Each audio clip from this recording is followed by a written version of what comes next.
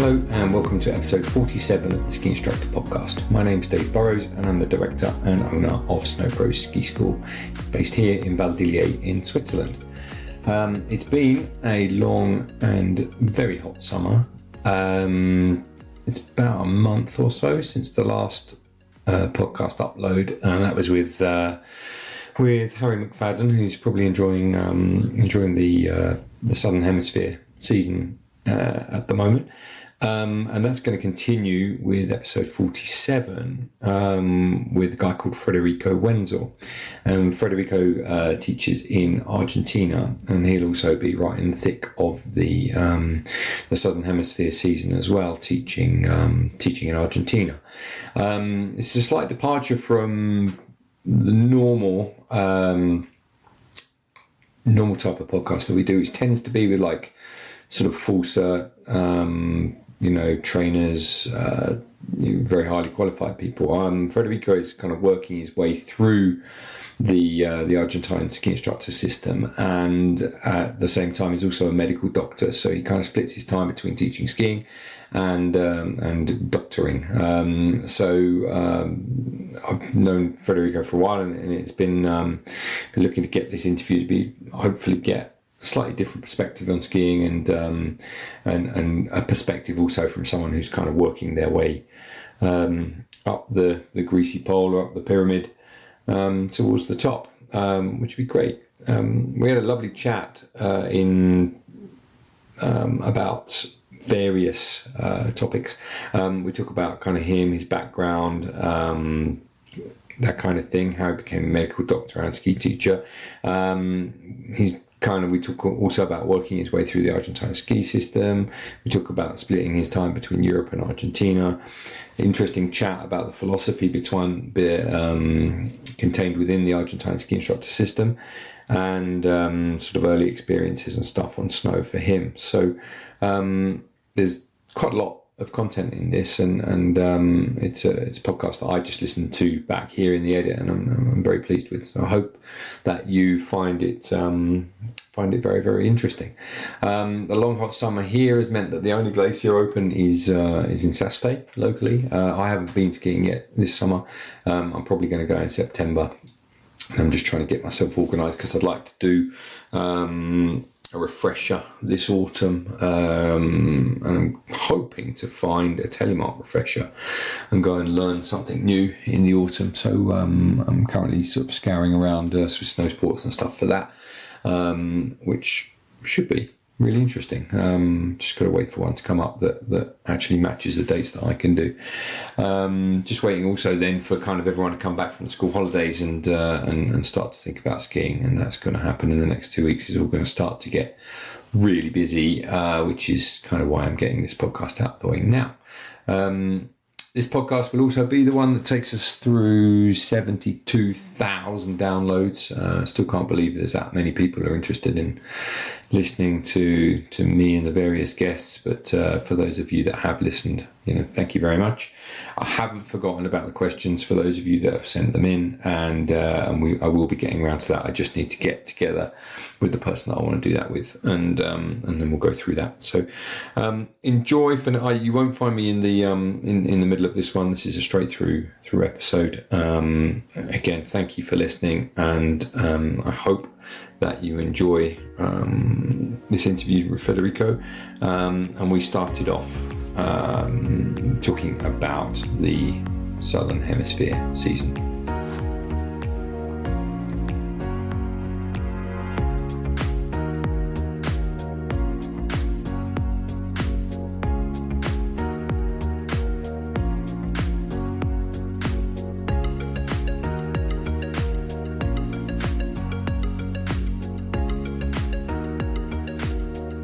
Yeah, I always get up at 6:37, so I'm pretty much used to it. So good. So you're back in Argentina now? Yeah, I'm in Argentina now. Yeah, I'm working as a doctor now and waiting for the next winter here. Aha, exactly. When do you get going down there? We start the season here at mid-June, early July. Uh-huh. every year, and we finished like mid-October, I think. Okay. That's on a regular basis, yeah. Oh, that's pretty cool. It's a reasonably long season then. Sorry? It's like a reasonably long season. Yeah, it is, actually. It is, yeah. It's beautiful. We have very good skiing here in Argentina. Maybe it's not very well known in the world, but we have pretty good snow here in the Andes Mountains. And where are you based right now? So you presumably do you live in the mountains all the time? Yeah, I'm based on a city called El Bolsón. It's in the northern part of Patagonia, Argentina. Mm-hmm. It's like a city of 50,000 people. And that's when I grew up, and that's where I'm living right now. But I travel a lot with the medical doctoring in Argentina. Yeah. And in the summer here, I travel abroad, to the North Hemisphere to be an instructor as well. Yeah. So where were you this winter? What resorts did you visit this winter? Where were you teaching? This winter, I went to Italy, the Trentino area. Okay.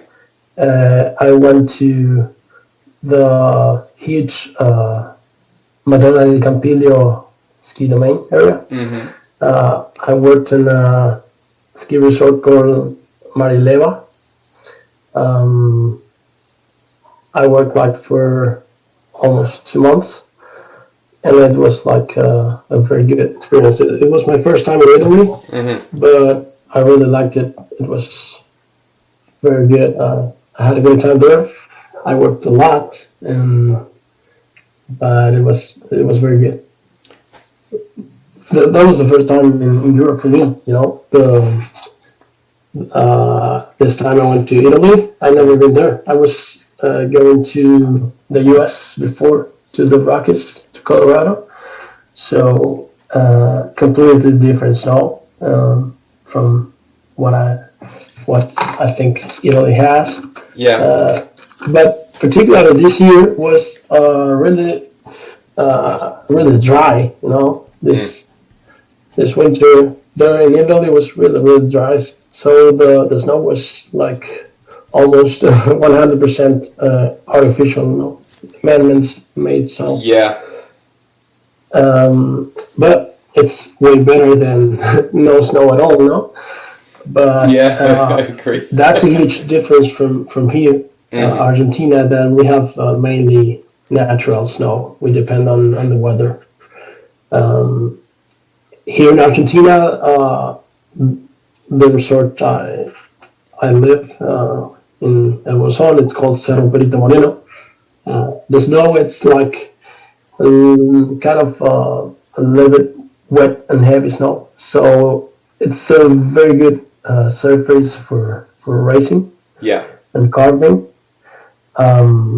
But we don't have that dry, light powder there, for example, in the Rockies, in Colorado, in the US.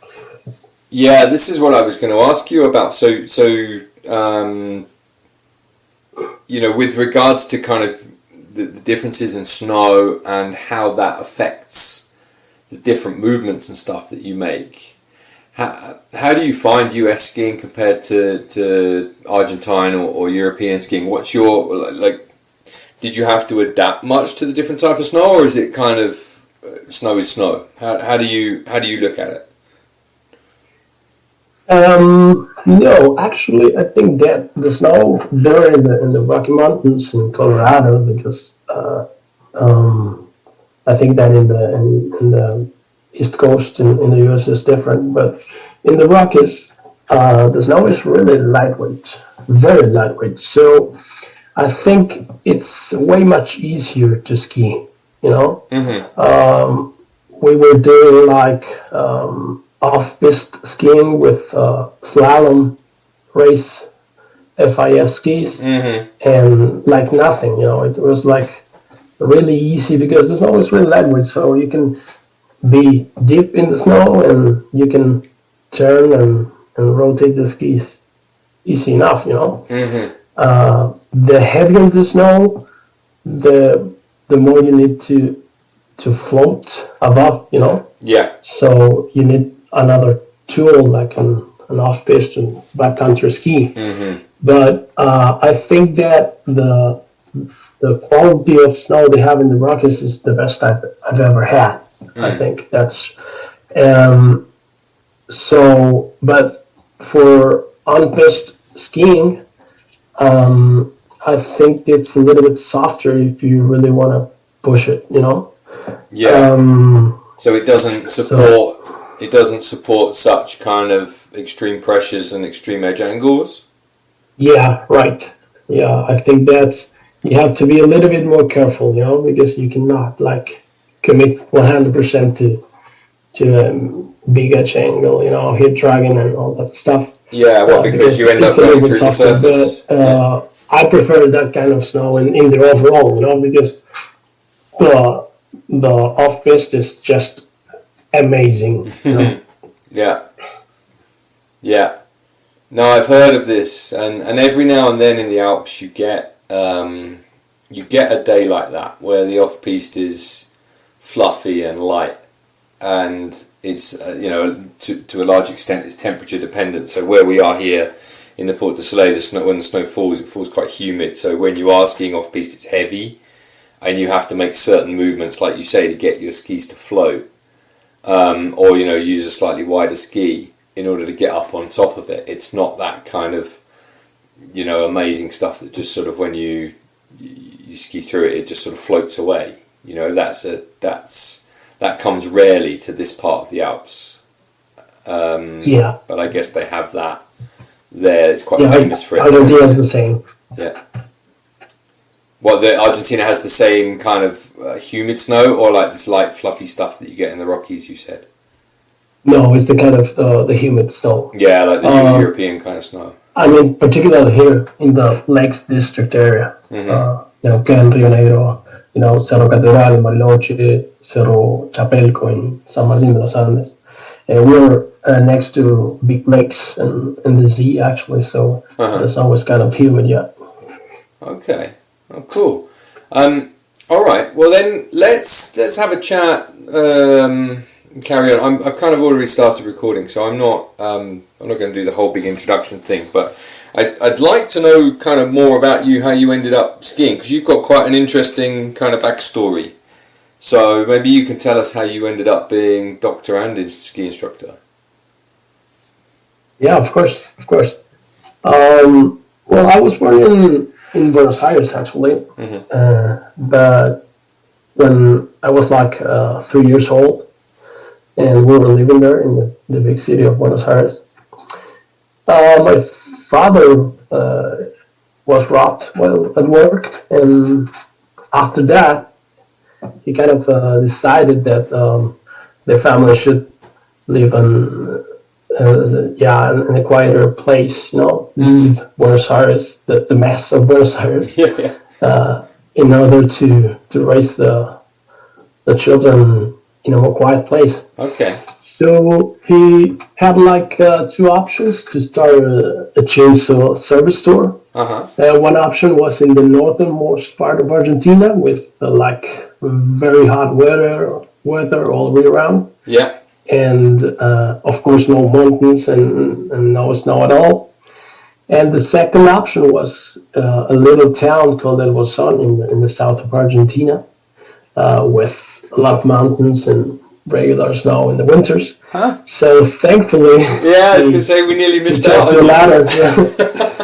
He chose the latter, so we went down there, and I always tell him, "Thank you, Dad, for your choice," because I don't know what I would be doing if I'm not. I wouldn't be an instructor, Yeah. So, I grew up in this small town in the northwest part of Patagonia. It's lying on a valley beside the Andes mountain range.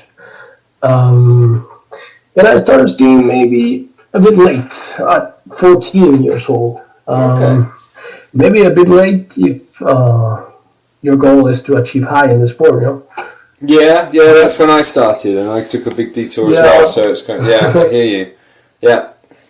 But anyway, the thing is that that was an option for me. You know, skiing was and still is quite expensive. So my family couldn't afford it earlier in my childhood. So when the possibility kind of arrived for us, thanks to my parents' uninterrupted hard work, we were just like 3 siblings about the same age. But my friends could only send us skiing just one at a time.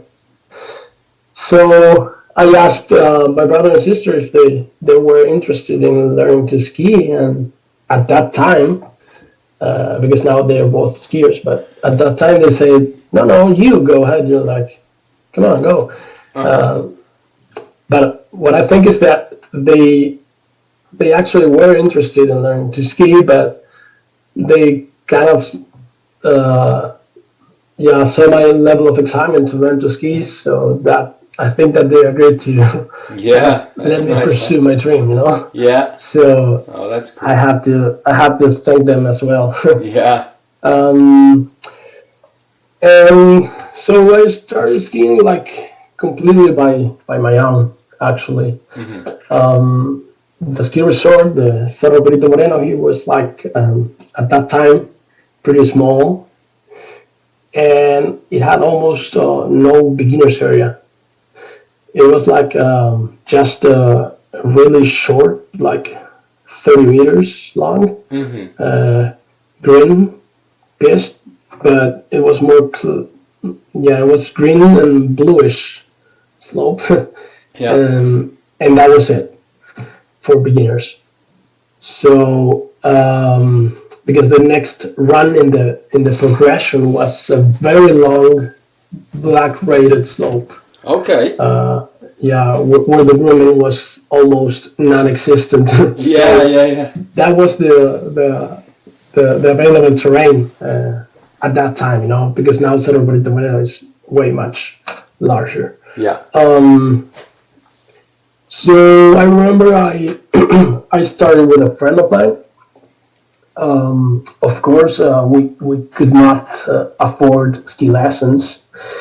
So I remember we used to try to be around the ski instructors who were giving lessons to students, and trying to listen to whatever they were saying to the clients, you know, and in order to kind of grasp some tips or advice on what to do, because actually we had no clue at all. It was completely new for us. So. So the thing is that we did just 3 days by our own on that short intermediate slope. And the 4th day we went straight up to the top of the black rock. It was like just insane. I mean, we carried in some courage, but I mean, zero technique. Zero, nothing. Honestly, I had to like pray before trying to make a turn. You know, it was like completely lack of control. And so whiskey that day was really difficult. I remember, but we finished with no injuries, so whatsoever. So that's a I good think day. it was very good. Very successful day, given the conditions and the slope. But you know, the skiing wasn't there. It just wasn't there. So I really struggled to learn to ski. It was so difficult for me, with tons of falling down and complete, 100% lack of control. It was so hard that I thought, you know, maybe I should just skiing is not for me. Maybe I should stop. But I don't know, something, something inside me told me like, just keep going, keep pushing. So I did. I kept trying, and skiing like 10 days or so per season. And I improved a bit, but the technique really wasn't there yet. So I mean, all the errors, all the mistakes there are in skiing, all of them were present on my skiing. I mean, I could go down the mountain on skis, but that's not skiing, Yeah. So I did that for a couple of years, skiing like 10 days or so per season.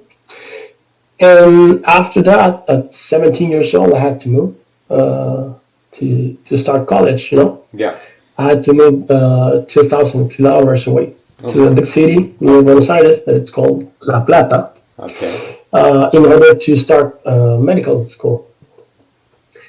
And those years were with just 3 to 5 days only a year of skiing, but they were like 3 days very efficient ones, I remember at that time, internet was like really growing up fast, and ski technique blog posts and videos were kind of my favorite free time activity, Yeah. And I started to study and learn a lot of correct ski technique, but it was just in my head, just the theory.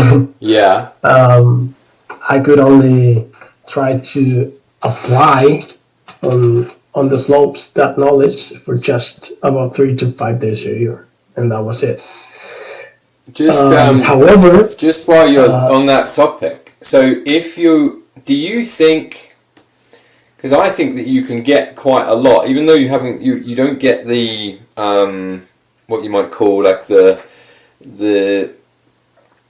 you don't get the on snow instruction. But I think by like reading books and watching videos and stuff, especially if you're like quite a visual learner, you can kind of, I wouldn't say get better just by reading and watching about skiing, but you can certainly pick up a bunch of stuff that you could, that will stay in your brain and then will come to you once you are on the snow. Do you think that helped, that all that time that you spent watching video and reading about it? Definitely. That was a life changer for me regarding skiing. Okay. The improvement on my skiing was very fast with that, and it was just 3 to 5 days a year only of snow. So I think that first, to be able to understand what you have to do and what you shouldn't do, I think that's the first step, and then we learn through a lot of ways as human beings. So the visual part, it's very important, and you don't have to be on snow for that. So hopefully, thankfully, because the snow is not present throughout the whole year, so you can be kind of living skiing through a book, through a video, through a tutorial, or even a video analysis lesson too, because that's very important, and it's a very good tool, Well, I think especially if you're watching something like consciously, I think there's a difference between kind of watching a ski video and going, yeah, that's pretty rad. But like if you're watching something with a deliberate sort of, I don't know, like I watch the odd video on YouTube. There's a couple that I go back to over and over again. I talked about it in the last podcast. But like you're looking at some of these things, and how is that person doing that thing? Where is that movement coming from? There's a difference between just watching a ski video, as leisure, and watching it with like deliberate intention to try and work out something and learn from it. I think there's a big difference about how you use that. Yeah, definitely, definitely. Okay. And you know, when you're having a lesson and you're watching the instructor and listening to his or her explanations, um, so the it's pretty similar to a ski lesson on a YouTube video. So that part, it's I think it's the most important part in an adult. I think first, because children it's different, you know, the way we teach them, you know. But adults need to understand what they should try to do at least. And but yes, when you look to a YouTube video of a ski lesson or ski technique video, you're watching it and you're trying to feel what the person is feeling and trying to I don't know, set your brain to understand and then try to repeat and apply that movement in your arm skiing. So yeah, I agree with you, definitely. Okay. Anyway, sorry, I didn't mean to tangent off then, but yeah, so you were sorry, so you were trying to mix getting better at skiing with your medical studies. Yeah, yeah. So I was like, sorry. I started skiing. When I started skiing, actually, I was like completely self-taught. But then I was like, we can say, online taught.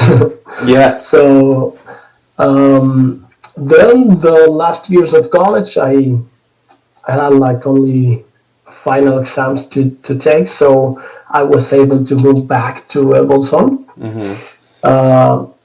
at least in the winters, and so I was able to ski and train a lot. And then I discovered carving, you know, the carving technique, and I think that my life changed forever since.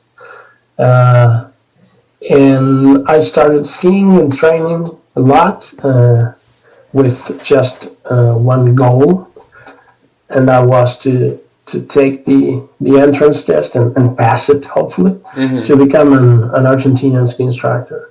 Okay. And then this trip of like never-ending learning, improvement, and enjoyment began. You know, the life of a ski instructor. So I think that's one of the main reasons I became a ski instructor, you know, in the first place. Because learning to ski for me was extremely difficult. And being an instructor allowed me to kind of facilitate the learning process of new skiers and contribute to this amazing sport growth, you know. Yeah. So well, that's one of the things I was going to say is that like those early experiences where you kind of, you know, you're hanging around other instructors or nearby, maybe you pick up a tip here and there.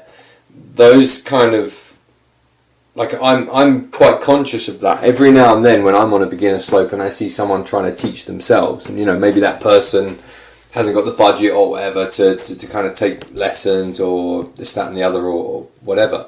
You see an awful lot of kind of friends trying to teach friends on beginner slopes around where we are. And every now and then I'll kind of ski up to someone and just say, hey, how about trying this? You know, you'll see them doing something that's obviously wrong. And you'll say, look, maybe it's going to be easier for you if you try that. You know, I'm not giving them like the whole package, but I'm just saying, hey, maybe this is going to make your life easier. And I sometimes do that as a way of just like, you know, saying, yeah, I was you once, you know, I remember.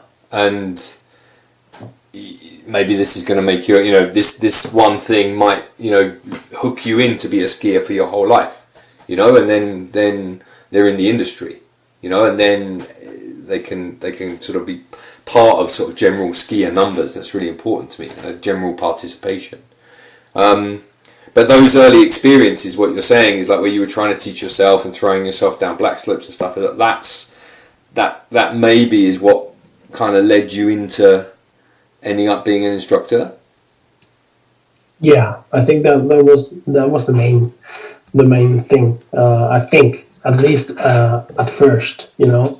But then I discovered this beautiful world of instructor throughout the world, you know, traveling and working on a mountain like on a daily basis. And it's like, yeah, it's better than you know, a medical office in the hospital, you know, the medical room. So but yeah, definitely I do the same, you know. When I'm in the beginner slope and I see a lot of people trying to learn by themselves and they have a hard time, I always try to help a little bit, you know. I don't give a free lesson, of course, but I just some tips to really change the way they're or yeah, they're the time they're having there, because they're having a bad time actually. So just 1 2 tips so they can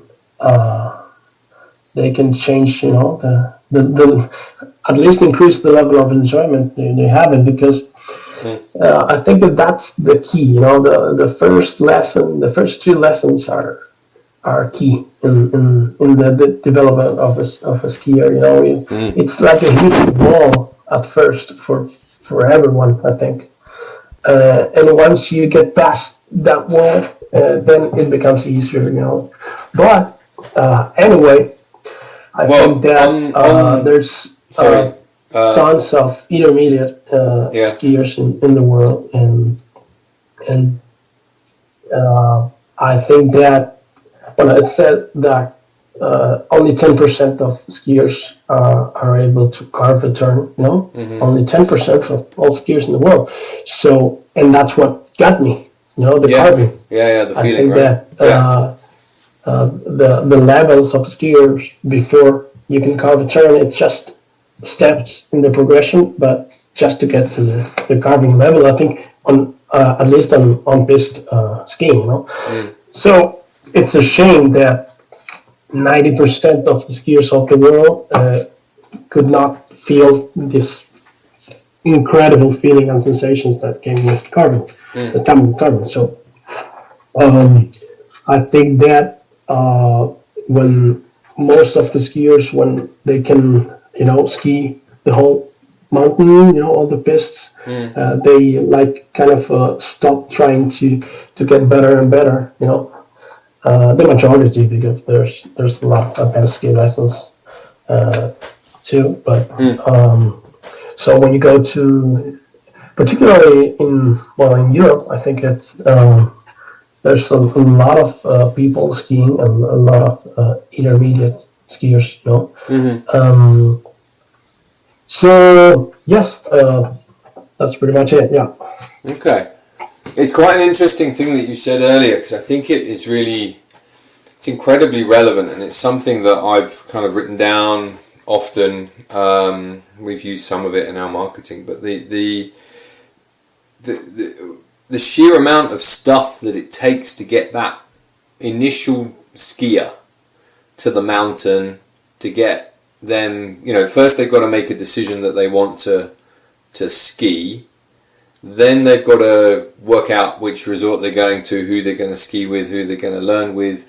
Got to get all the equipment. They've got to hire the equipment, buy the lift ticket. That's it. All of this stuff has to happen before that person ends up standing in front of you. And I often say this to my guys: like there's a lot that goes on to get that person to just be standing there in front of you. And for a lot of people, it's a really, really, really big step for them to be there.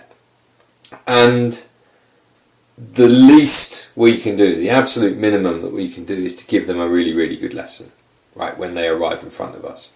Because it's taken so much for that person to be there and to get there. And, you know, if your instructor, certainly doesn't happen in my ski school, but like, you know, instructor turns up hungover or doesn't really fancy it, or as, you know, whatever, it's just not acceptable. You know, you just go there, like, this person's put a lot of effort and a lot of money and a lot of time to be there. And you've got to make those, well, every lesson, but especially those initial lessons, you've got to get like the magic to happen quite quickly, because you've got to get them to understand why so many people are doing this thing that we all love, you know? Yeah, definitely. Yeah, I completely agree.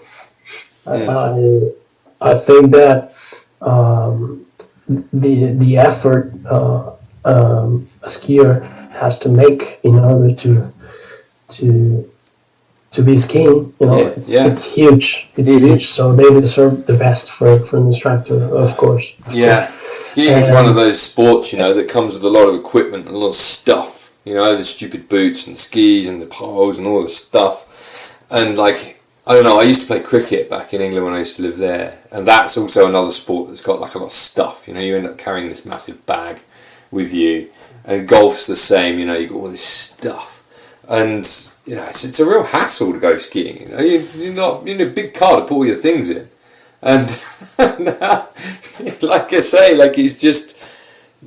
it's a big effort for people to get there, and we as instructors should remember that, I really feel strongly about that. Yeah, definitely.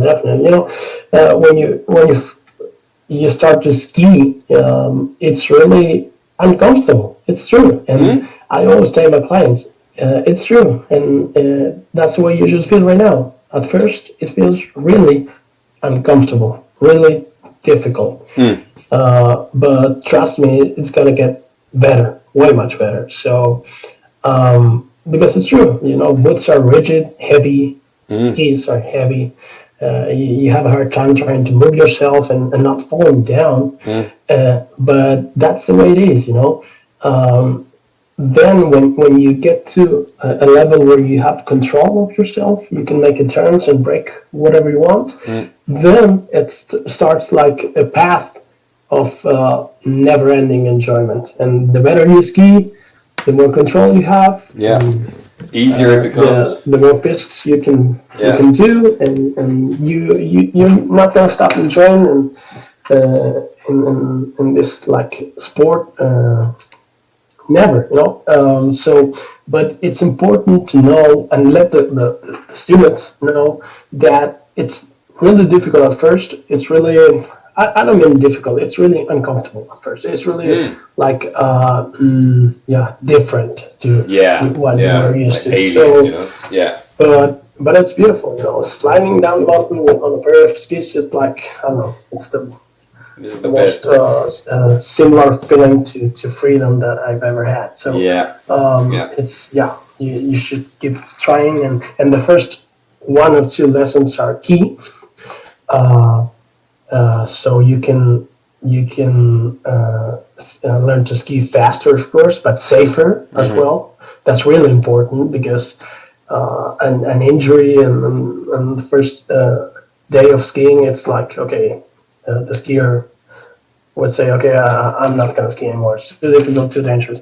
And so the people shouldn't do what I did when I was young. But I think that, the first 2 lessons are key. And then you should ski a lot and do a lot of kilometers in skiing and take some lessons, in between, so you can improve, because I think a lot of people take lessons in the beginners stage, and then they just don't take anymore. They think that they can ski by their own, but it's really important to take a lesson in a while. It's very, very important, because the skiing technique, I think it's kind of like a cornerstone in your enjoyment, I think. So the more you ski, the better you ski, the more you enjoy. It's definitely just as simple as that. Yeah. So if you want to enjoy more, you should try to go a little step further, Yeah, I'm with you. That is a thing apparently in snowboarding. You see this often. The guys that they learn how to snowboard, they turn left and right, and then they're gone. Within snowboarding, there doesn't seem to be the same culture of taking lessons to perfect your technique. it strikes me that like once you learn, then they just go, and they don't really worry too much about kind of the, I don't even know what the word is in English for it, like the this sort of general culture of improvement over time. Now it's quite a big generalisation because there probably are people that do, you know, take regular snowboard lessons, but it's certainly not as common as ski lessons, that's for sure. Yeah, I agree with that. Yeah. Well, that's why in the industry, you know, of 10 lessons, you have like 8 or 9 of skiing and 1 or 2 of snowboard. Yeah, that's true. We're going to try and reinvent that this summer. I think we're going to launch like a sort of snowboarding section of my ski school. And yeah, just to kind of see where it goes. Really, it strikes me that it's underserved, and it's there is a certain section of I still think snowboarding is quite sort of counterculture. It's got quite. It can't be sold in the same way as skiing. Skiing is like, you know, it's different. They're two completely different things, completely different ways of getting around. But I think it needs, I don't know, like I think there's room for kind of seeing where you could go with a sort of snowboard specific school, but I guess we'll see. What I was going to ask you though was that, so then you finished your medical studies, and then at the same time you were roughly getting the entrance exams to go into the Argentine ski instructor system. What does that look like? What was your journey through that system like? Well, you know, Argentina Ski Instructor Association, it was founded in like 1972. Mm-hmm. If I'm correct. It has its like headquarters in the city of Bariloche. Mm-hmm. It's a member of the ISIA. Yeah. And Interski as well. You know, Argentina's ski instructor system has like 5 levels of instructor qualifications. Okay. When you finish level 3, you become a fully certified instructor. Okay. And level 4 and level 5 are just postgraduate degrees, you know. Yeah. Level 4 is to become a demonstrator of the Argentinian Ski Instructors Association technique. Mm-hmm. And level 5 is to become a professor, you know, and an instructor of instructors. Okay. Once you enter the academy and take the level 1 course, you first have to pass an entrance exam. Okay. Of your own skiing. And this exam is pretty high level. You should be very advanced skier in order to pass it. And also level 3 and level 4. Level 4 have entrance exam as well, to be able to take each one of the courses. Okay. You know? Yeah. Each level takes approximately 1 year to get done. Mm-hmm. Each level has more than 350 hours of classes, between on snow and indoor classes, you know. Yeah. So they're quite long, you know, courses. Each level consists of like 3 main subjects or parts: a technique or skiing part, a teaching part, and the practice part. It's like 120 hours of ski lessons, like an internship in a ski school. Oh, okay, yeah, with you. So they are very good, and that's why I think that the Argentinian instructors are very well known in the world and recognized, and it's kind of easy for us to get a job abroad. Yeah. So with level 1 and level 2, you can only work in a ski school, through a ski school. And with level 3, you can work as an independent instructor. Okay. So yeah, that's pretty much it. Okay. And how was your journey through that system? I mean, how did you find it? Were you did you find it a breeze, or was it, did you get stuck in certain places? What was your sort of journey through like? Yeah, well, I'm currently taking the level 3 course. Okay. And at first, I trained a lot to be able to take the entrance test for the level 1. Mm-hmm.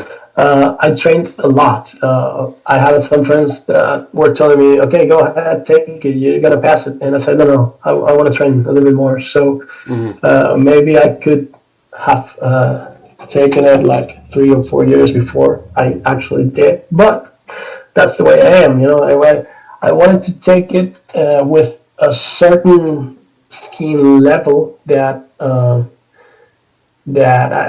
allow me to enter, like easily, or to have a lot of chances to pass it actually. So at first it was it wasn't easy, but it was like normal, and level 1 when I was at the course. It was difficult again because the instructors, the level 5 instructors of Argentina, they changed the way you ski in a lot of ways. So it was difficult to get used to it, but it was very rewarding, The Argentinian ski instructors technique. It's called the compensation technique. Right. And it's a way of skiing in which the skier takes advantage of the external forces and mechanical characteristics of the equipment and the snow. Mm-hmm. And this Argentinian ski instructor's technique has like 3 main principles. Number 1, efficiency. Use the least effort or movements to get to the desired outcome or trajectory. Taking advantage of that external forces. The second principle is the straight path of the center of mass in transition. Like a flexed transition. Without raising the center of mass. So there's a low crossover all the time. Yeah, that's it. That's a thing that they do because they think that it's the most efficient way. Okay. So really flexing that outside leg and rolling that outside foot, all the outside foot. Yeah. In order to let you go and cross. Because kind of you release, and you get help of the inertial forces of the previous turn, in order to transition. Agree. And the third principle of this technique is the optimum loading of the skis. So that's the way they ski, and it was a little bit difficult for me to adapt to that technique. But I improved a lot and learned a lot, and it was very good. Level 2, I had after doing level 1, I went back to Buenos Aires area, and I lived for 5-6 years there. So I didn't practice the profession of ski instructor. I was living in Buenos Aires and being a doctor at home. Mm-hmm. And then when I got back again to El Bolson to live, I couldn't take the level 2 for 3 or 4 years in a row because of injuries. So I was like, I don't know, man, give me a break. I guess I am sometimes. Yeah. But I did it. I finally took the level 2 and passed it, and now I'm working up my level on my level 3 stage. Okay. So let's go a little bit into this kind of compensation strategy, or whatever you want to call it, like the philosophy.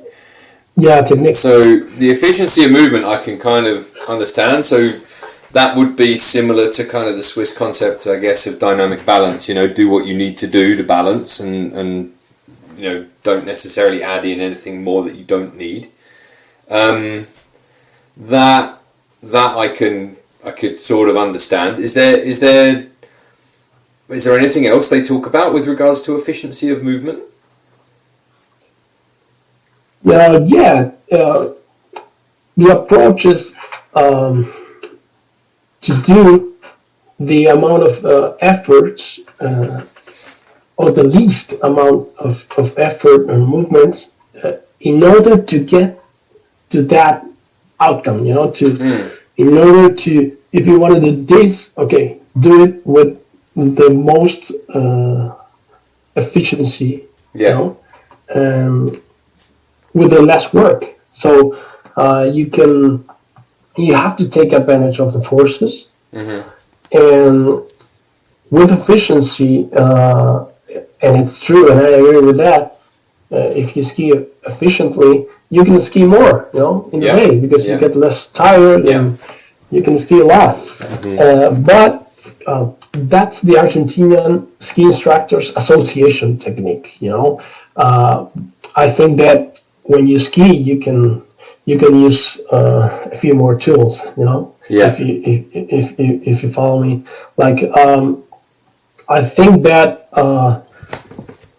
I think it's very good that countries have like ski instructors associations of different countries has their own technique, but I think that skiing it's way more than that. For example, I don't know, you can like use more tools, because if you watch World Cup skiers, that from my point of view, or from my perspective, they are the best in the world. I mean, their goal is to go fast, but they use a lot of words. They don't use only flex transitions. It depends, and it depends on the moment, the time they have to make the turn, or whatever. I don't think that it's one in high level skiing. One technique is better than the other. No, I think that's, with you. They're just like tools. You should use all the tools you have. So I think that I was talking to a friend of mine, another Argentinian instructor that's a little bit older than me, this winter, and he told me, like skiing or Ski Instructors Association, it's the only sport, like, for example, in tennis, it would be like, I don't know, the Tennis Instructors Association of, I don't know, France would say, okay, we only play tennis using the slice shot. And why? You can use the top spin shots, the smashes, and different tools for different situations. That's really something interesting to talk about a lot. But I know that each country has to, like, I don't know, get recognized or tell everyone what's the best ski technique for them there is. But I think that in real skiing, you have to use all the tools available. It's just regarding transitions, both are right. Italians do a lot of extended transitions. They sure do. They ski beautifully, aggressively. They have almost all the instructors have a strong racing background. They're in Italy, so I love their skiing, and they don't use the flex transitions at all. They can do it, of course, but that they do the extended ones, and they do it beautifully and efficiently, of course. So that's what I wanted to say. Yeah, that's well. There's a few things that come out of that. So I think different instructor systems come up because of certain needs, and what they focus on tends to be whatever is important to them as a nation. So, like you could see why certain things are in certain instructor systems. You could see why the British one, for example, would be a really low level for level 1, because you've got a bunch of people who are teaching indoors on artificial snow, and you only need a certain level of skill because those clients are not gonna. You're essentially, it's like a machine, right? You're pushing people through a machine in order to teach them, to learn them how to ski, and therefore that level 1 instructor doesn't need to know everything, whereas in maybe an alpine nation, say you talk about, you talk about Italy or something, you could see why they would have something like the Eurotest as the entry into their system, because they have an awful lot of kids that have done racing all their lives, and that would seem to them maybe the logical way in.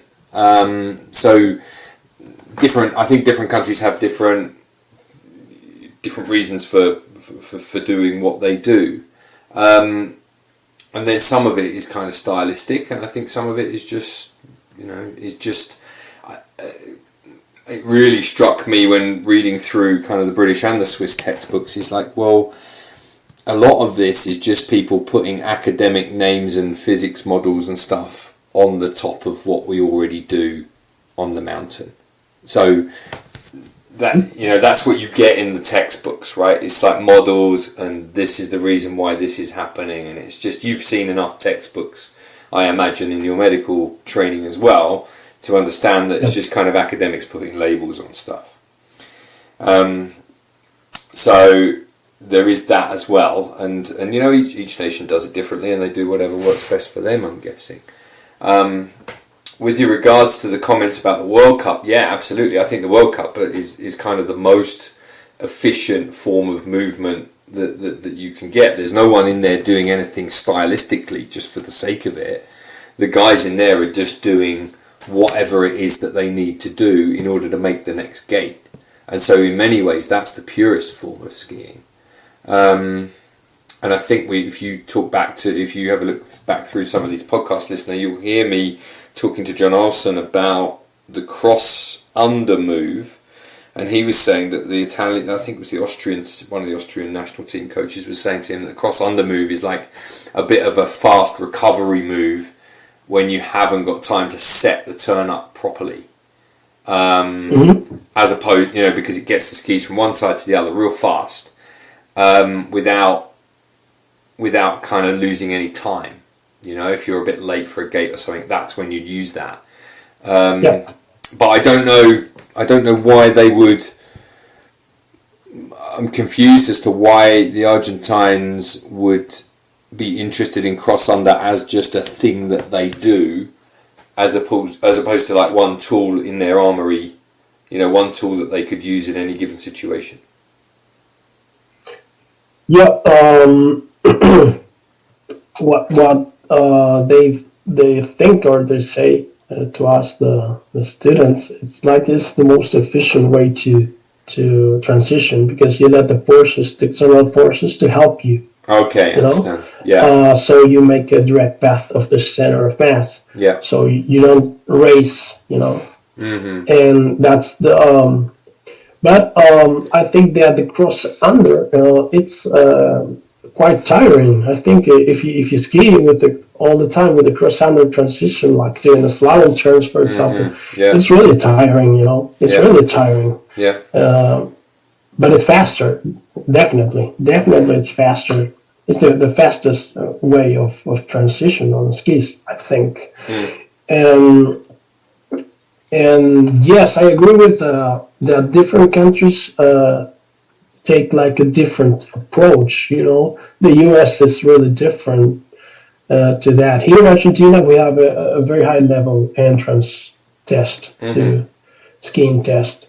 But I think, and this is my opinion, that the skiing skills in ski instructor are very important, but are not the most important skills.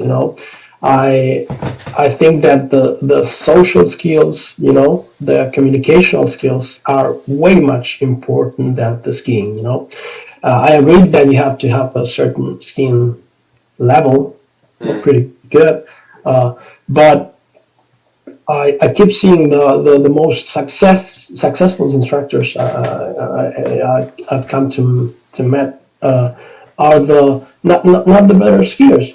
They're just the ones that are really beautiful people to have a chat with. They're passionate. They're like encourage you, and they make you have a great time, and they're very successful. They have a lot of lessons, and interestingly, they're not the best skiers in the mountain. So, what the industry needs, instructors that ski perfectly down the mountain, or instructors that really make their students have the best time possible in order to keep having lessons and improving and making this industry grow. Sorry. Yeah. So it's important. I see that in all of the ski instructors associations, I see that the skiing, the skiing level, it's the most important filter. Yeah.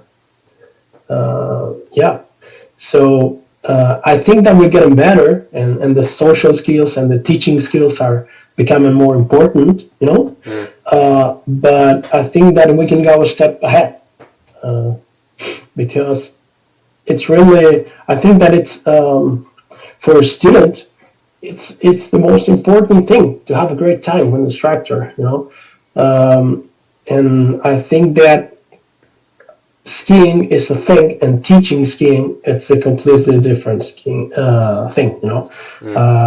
I have a lot of friends that ski.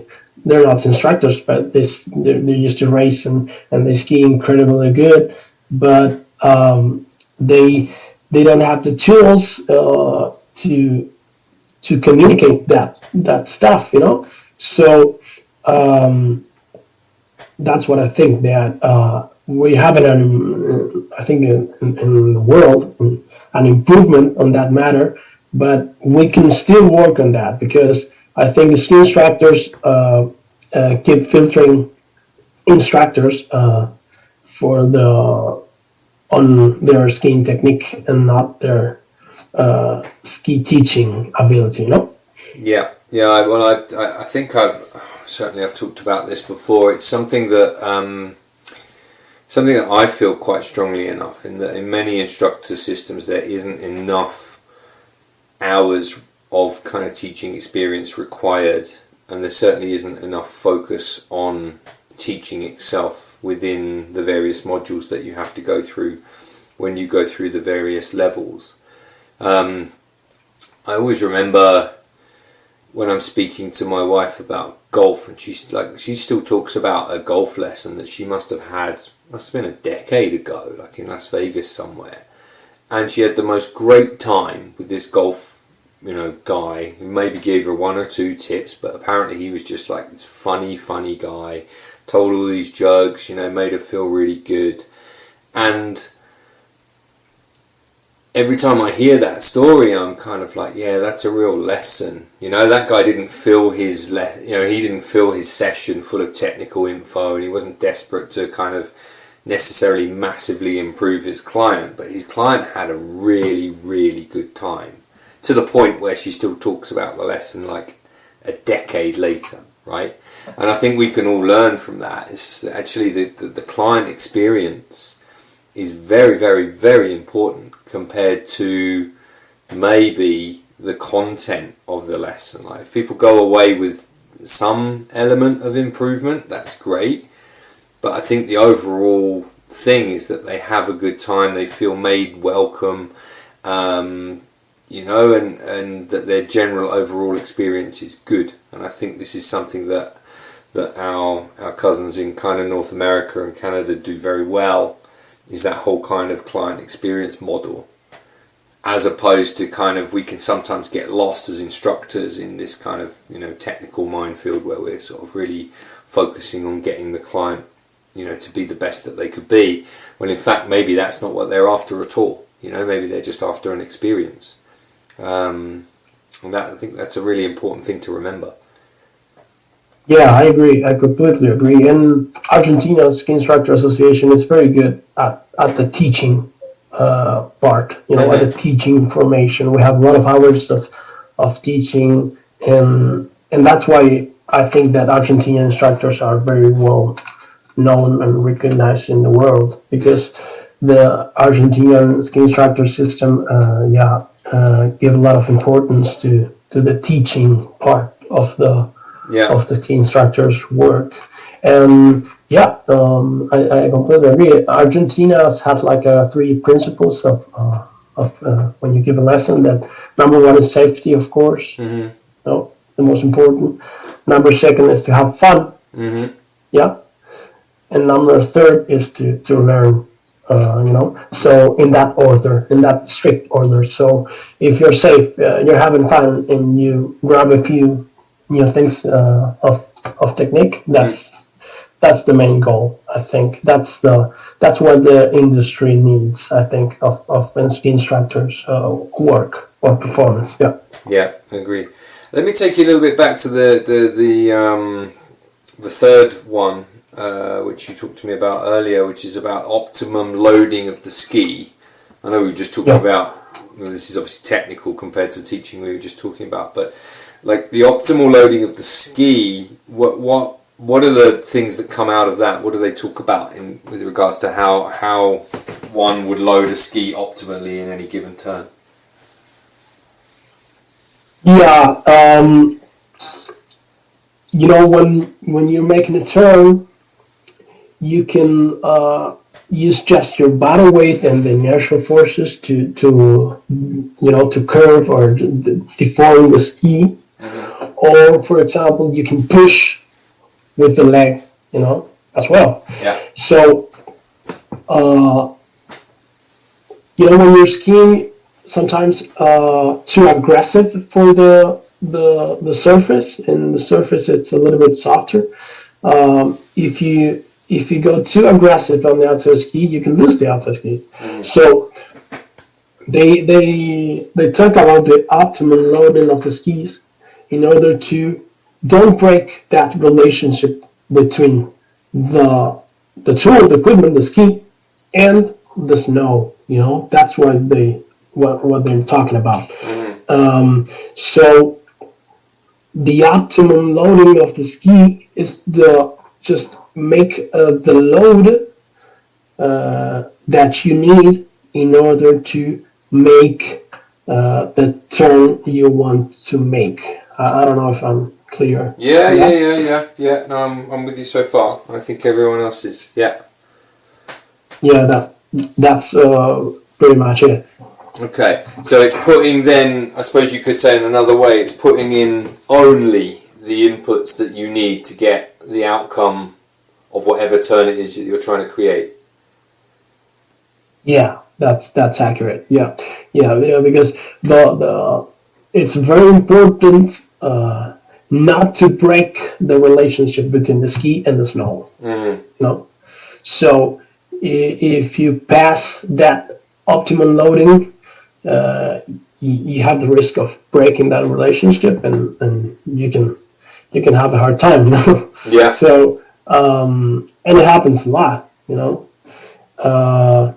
But like in every aspect of skiing, you know, for example, fore aft balance, it's a beautiful topic that I love to teach, because skiing is a dynamic sport. You know, you're not static, so fore aft balance is not static. You have to commit and go forward at the beginning of the turn to really know that and engage that shovel of the new outside ski.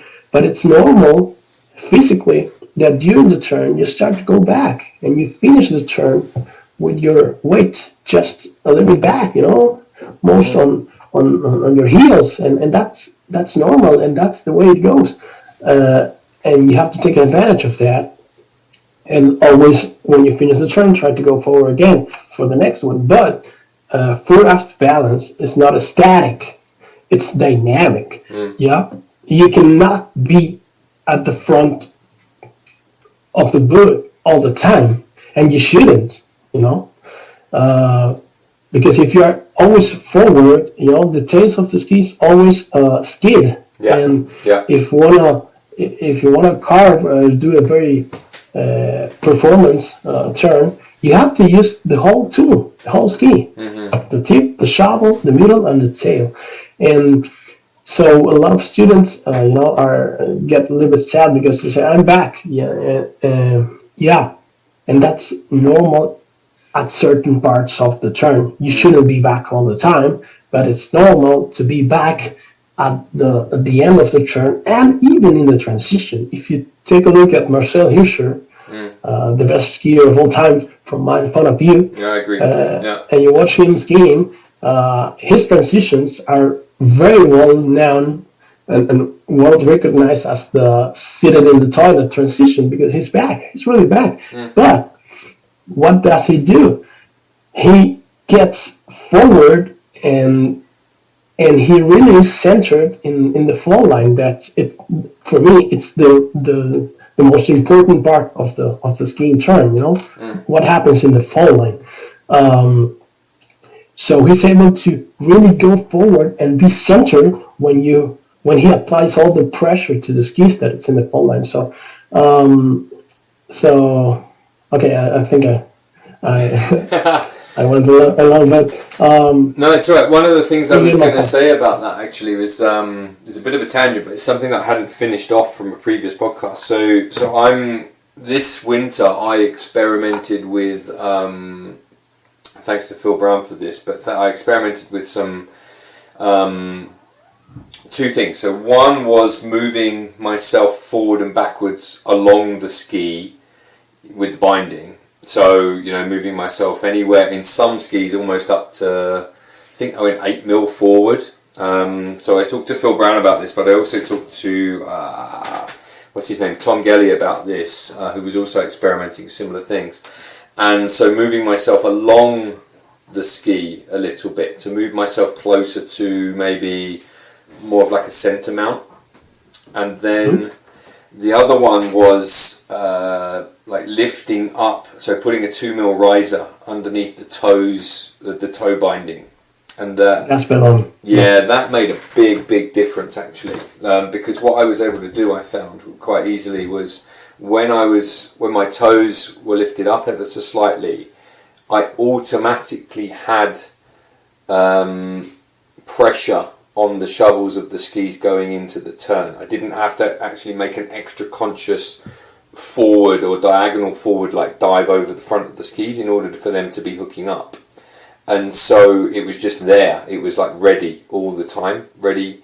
And that was a real revelation. So that made a big difference. And then depending on which ski it was, so some skis I took 8 mil forward, some skis I only took 4 mil forward, and I've got a big set of skis that I'm going to use at the moment for next year just for fun, which is like a 195 ski, but I'm going to move those forward like 20 mil to get closer to the pivot point. And that made a massive difference in terms of fore-aft. In terms of being able to get there, was definitely the 2 mil under the toe piece riser. But I was using, I think they were Tyrolia bindings, which normally have like a 4 mil difference between the heel. So in fact, I was probably only 2 mil out between the heel and the toe. But it was it made a huge difference. That it's really, really interesting to kind of mess around with my equipment in that way and see what effect that it had. Yeah, it's very. How many millimeters do you have? I then went into this also, looking at this. So it was a case of apparently like Austrian skis are generally set. The boot center mark is generally set a little bit back.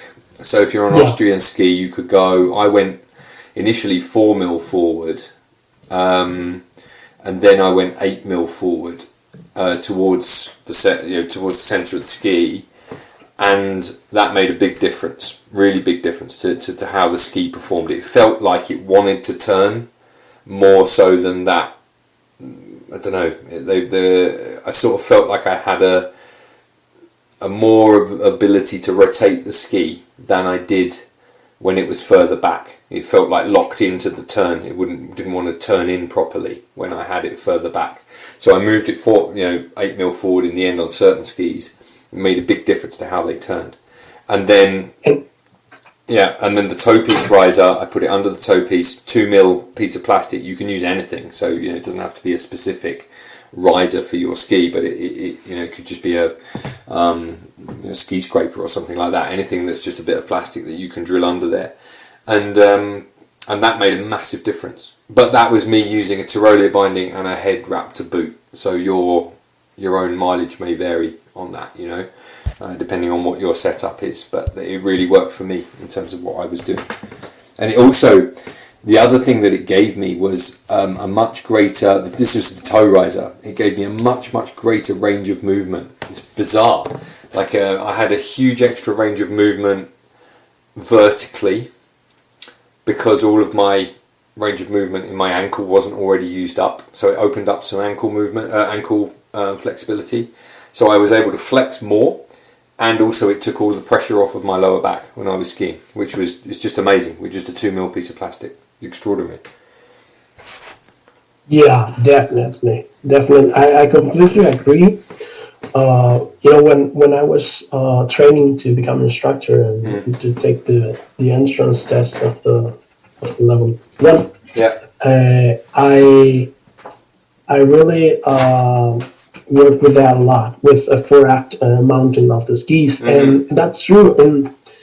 In the skis, the Austrian brands tend to mount the bindings for the general skiers a little bit to the rear. Yeah. If you compare them to the French. That's right. The French ones are closer to the middle. But for general skiing, if you go strictly racing, racing skis, FIS and that stuff, that's not the case. They're mounted pretty similar, I'm using mostly the Fischer slalom FIS skis right now.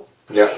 165, and there was the recommended mounting position, and I had only one hole available to go to the front. Okay. That was like a half centimeter distance, and I wanted to try to go the most forward I could be on that ski, but I didn't like it. It was like a huge difference, the tails would like hook all the time. It was impossible to ski the turn with just 5 millimeter of difference, but it was too much forward. And so the recommended position was, for me, for my body and for my height, for my body composition, it was the best. So I think that it's I don't know why, but the Austrian brands for the general public skis tend to mount the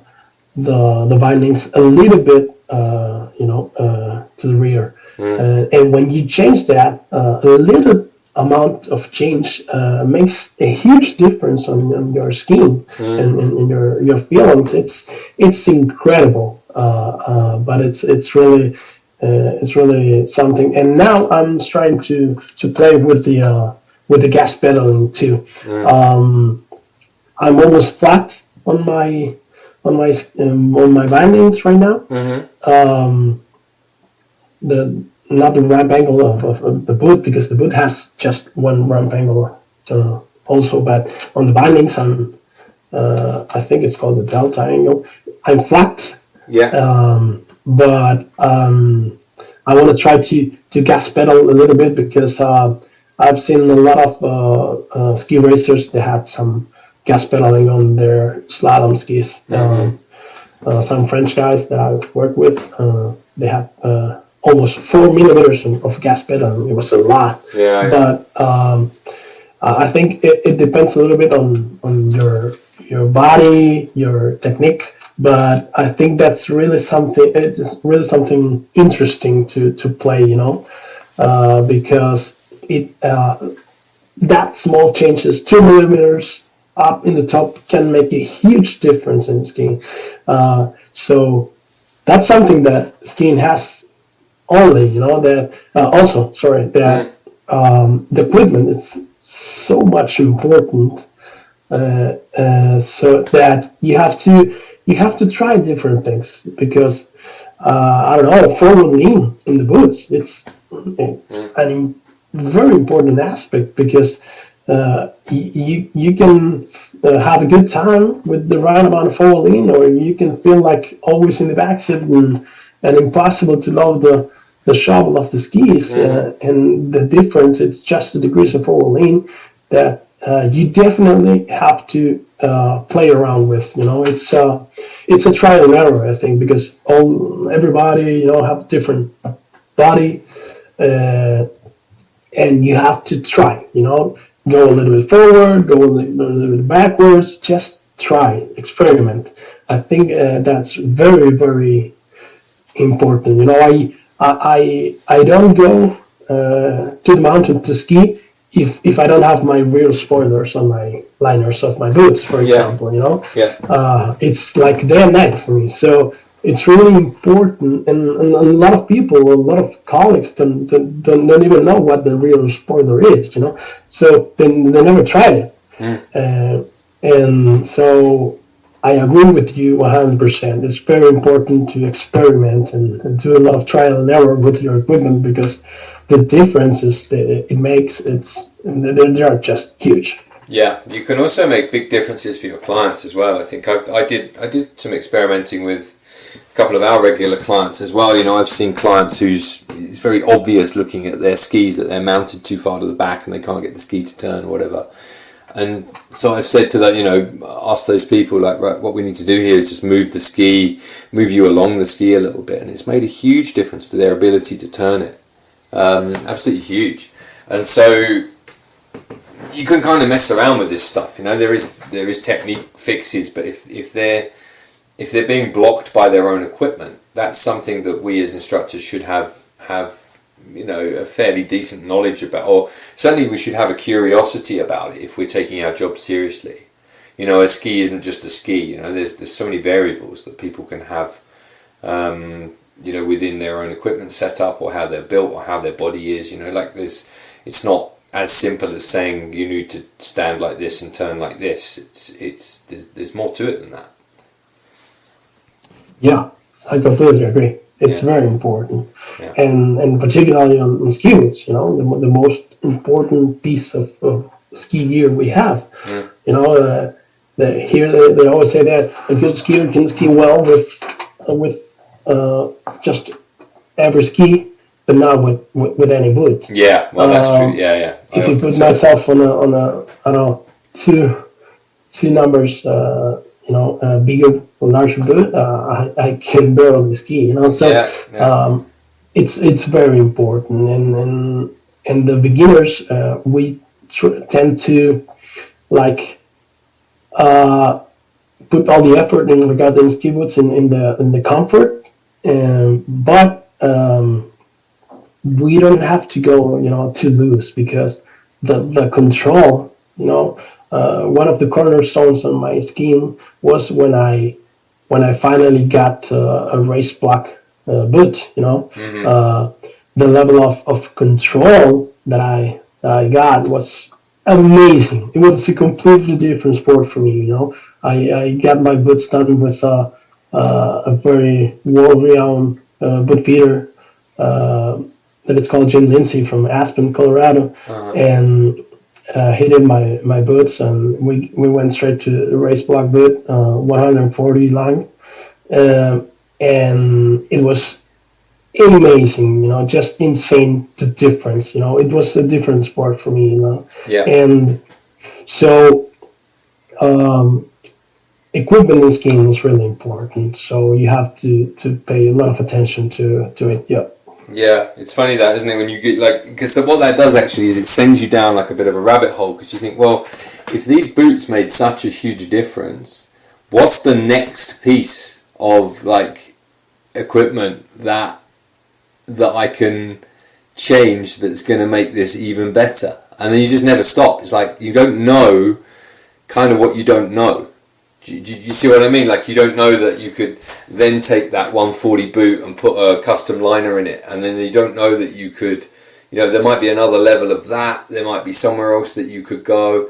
There might be another ski that you haven't got that could change your skiing completely. Like, there's so much stuff that maybe the pros know, maybe the World Cup guys know, but we don't know. It's you see what I mean? Like, it's just a never-ending thing.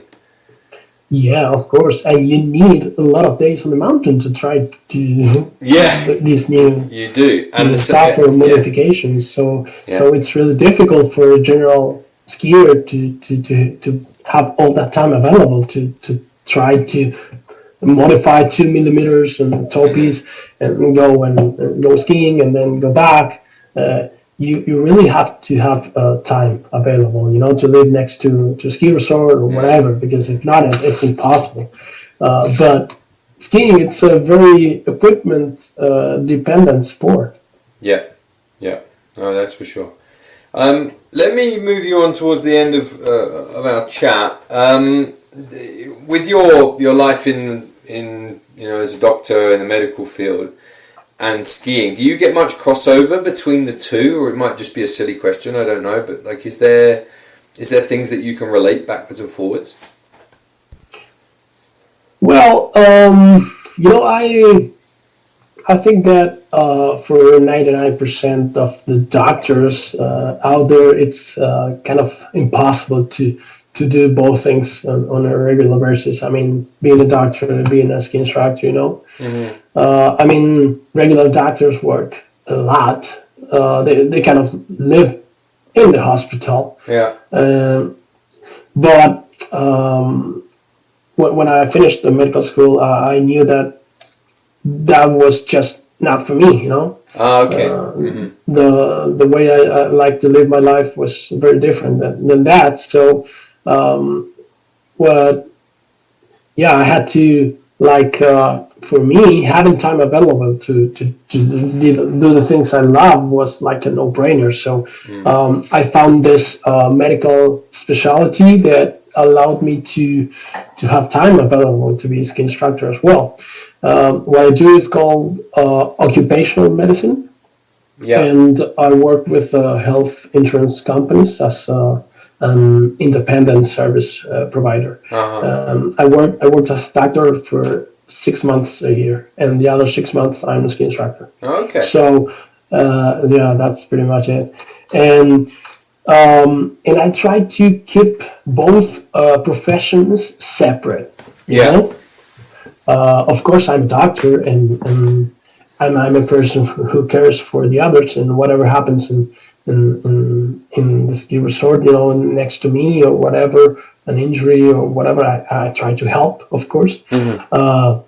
But that's not my job, and I'm not legally allowed to practice the medicine in the resort as well. So, but I always try to keep both professions separate,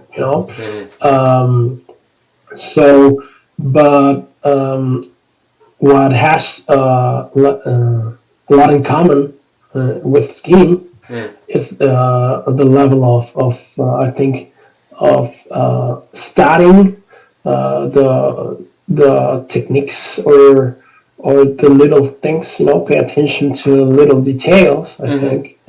Yeah. And like a doctor, you need to have that social skills too, You listen a lot to your patients, you talk to them a lot, so you need to be able to have a very good communicational skills, and in ski instructor is just the same.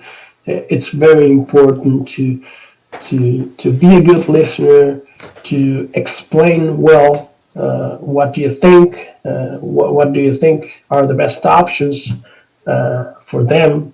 You know, ski students always have their goal of the ski lesson. You know, you always have to ask for, you know, what would you like to get on this ski lesson. But you have to give your input too, and if the goal is set too high, you have to tell them too. You know, it's really important to be successful, to have a goal that you both can reach. So again, I think that communication is everything. You know, in life in general. I think. Yeah. Okay. Perfect. All right. Well, look, I'm conscious that I don't want to take up too much of your time. I've also got to shoot off. I've got a football class to go, or I've got a team to prepare. They've got a match next week.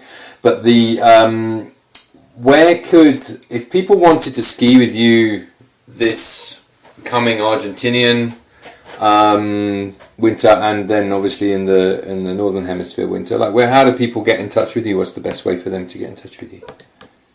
Okay, I have a website actually that I made myself, because I'm now learning to be a web developer, programmer, and then you can check it out and get in touch with me. My website URL address is www. My nickname and my last name, it's Fede Wenzel. Yeah. Ski.com. That is FEDEWENZEL ski.com. Federico ski.com, and you can get in touch with me. I have a lot of clients that come from abroad to ski here, because Patagonia it's a beautiful place. It's very affordable for foreign travelers. That's very important to get to know, you know. Yeah. It's very affordable because of the high exchange rate that we have, you know. Yeah. And it's beautiful. And I work in a beautiful resort called Cerro Perito Moreno that has snow available until the last parts of October, and it's a beautiful kind of a medium-sized resort here in the Andes Mountains in the Patagonia, that it's really worth it to come here and get to know this part of the world. So yeah, you can connect with me through my website, and that would be great. Right, sounds terrific. Where are you? Have you got a plan as to where you're going to head to for the Northern Hemisphere winter? Are you coming back to Europe, or are you off to the States? I'm going back to Italy. Yeah, I want to, because I went to Italy without Italian language level at all. You know, I couldn't say just a word in Italian, but I came back from Italy with an intermediate Italian, so I really want to improve that. So I'm definitely going back. I had a great time there working at the Barileva Ski School. It's a beautiful place in the Dolomites. The people, it's just great. You know, the director, the secretaries, my colleagues. It was a beautiful experience. So I'm really gonna go back, and then I don't know. I want to get to know, you know, as many ski resorts in the world as I can. So maybe Switzerland too. That's a good possibility for another year too. I really want to go there. So I will keep moving for sure. That's cool, man. That's really cool. Hey, well, look, I'll put some. I'll put in the podcast notes your website address in case anybody wants to find you. And I thank you so much for taking the time to have a chat with me today. It's really cool.